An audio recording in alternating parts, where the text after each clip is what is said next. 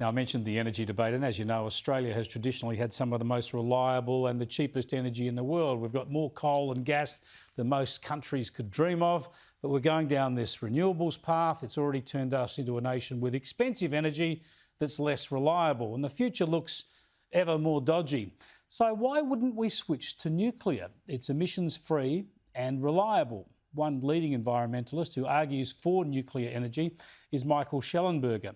He's the author of Apocalypse Never: Why Environmental Alarmism Hurts Us All. And I caught up with him again a short time ago. Michael, good to talk to you again. I want to focus on nuclear energy and, of course, its role when we're looking for greenhouse gas emissions-free energy.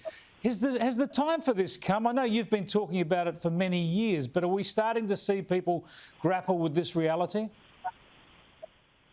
Well, we are in the sense that they just shut a very big nuclear power plant in New York State, which provided a significant amount of electricity to Manhattan and New York City. And as soon as they did, they had to replace it with natural gas or fossil fuels, which we said they would have to do. Of course, you can't replace reliable baseload nuclear energy with weather-dependent solar panels or wind turbines. And of course, it's all coming at a moment when we now know that many of the solar panels that are manufactured in China are made in coerced labor conditions, and that's created a crisis for people who think that somehow we're going to be able to power the world on solar and that we don't need nuclear. Well, I want to come back to the equipment needed for renewable energy in a moment, but first up, just on reliability and emissions. We know, of course, renewables are intermittent, so you need some power that is reliable. We know in Australia has endless supply of coal and gas, but if we want to reduce emissions, the other thing we have endless supplies of is uranium. So nuclear energy, in terms of cost benefit, long-term for reliable emissions-free technology or energy, how does it stack up?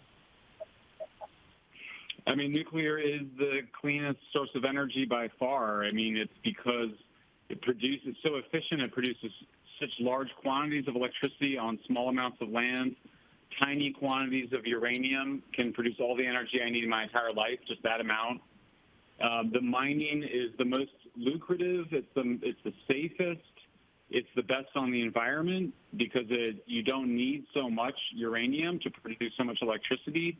And then it has the best waste management. Solar produces 300 times more waste than nuclear plants do, and it's because of this issue of energy density.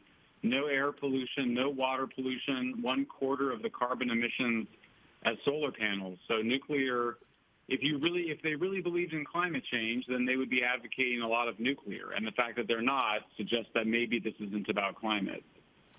Yeah, this is the point about renewables, isn't it? Not just the intermittent nature of the energy they produce, but too many people don't factor into the equation the enormous resources that go into the steel for wind turbines, that go into the equipment for solar panels, as you mentioned, and the waste, of course, that is created when they turn them over every 15 to 20 years. And, of course, the other issue is the batteries that are required to support them are also lead to extensive mining and waste issues.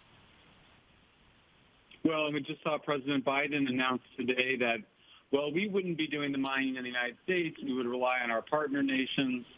I mean, I think the thing we have to understand about energy is that nations need to produce the bulk of their own energy. You can't be your own independent nation and be importing significant quantities of energy from outside. It creates too much insecurity.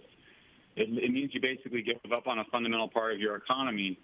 So obviously in Australia, in Europe, in the United States, high energy developed countries, nuclear is the obvious thing that we would be using to address climate change. The fact that the people that are shutting down nuclear power plants in the United States and Europe are the same people who claim that we're in the midst of a climate emergency, I think tells you all you need to know about the seriousness of whether they really think we're in an emergency or not. Yeah, look, it's a big model for a country like Australia to grapple with because we've never had nuclear energy. As you say, in Europe and the US, nuclear energy has been part of the mix, so you need to re-examine it. But it's a different model, isn't it, from the renewables with the gas supplies gas energy sort of acting as a firming generator, whereas nuclear energy would be there all the time. It's base load. It would effectively be an alternative to renewable energy rather than a supplement. Is that right? Yeah, you've got it. And that's why we see these big banks, the big shadow banks like BlackRock and Goldman Sachs and others, they want to finance solar, even though it's imported from China, to replace nuclear and coal. But nuclear is the one that produces zero carbon emissions, zero carbon electricity. And that's because that's what makes the money for the banks. And that also provides, it has provided in the past anyway, some greenwashing for the natural gas. So you've seen an alliance, and in my writings I've been describing how we now have proof of the financial ties between natural gas interests, Chinese solar manufacturer, global banks, and global environmental nonprofit organizations. The biggest in the United States, some of the biggest in Europe, are supported directly by natural gas and Chinese solar interests. Along with this partnership with banks, it's a very different picture than I think the one that gets presented about renewables somehow being able to provide us with independence and with sustainability. Yeah, that's a fascinating insight. This debate has got a long way to go, not just globally, but of course in this country as well. So we'll keep in touch, Michael. Thanks for talking again. Thanks for talking to me, Chris.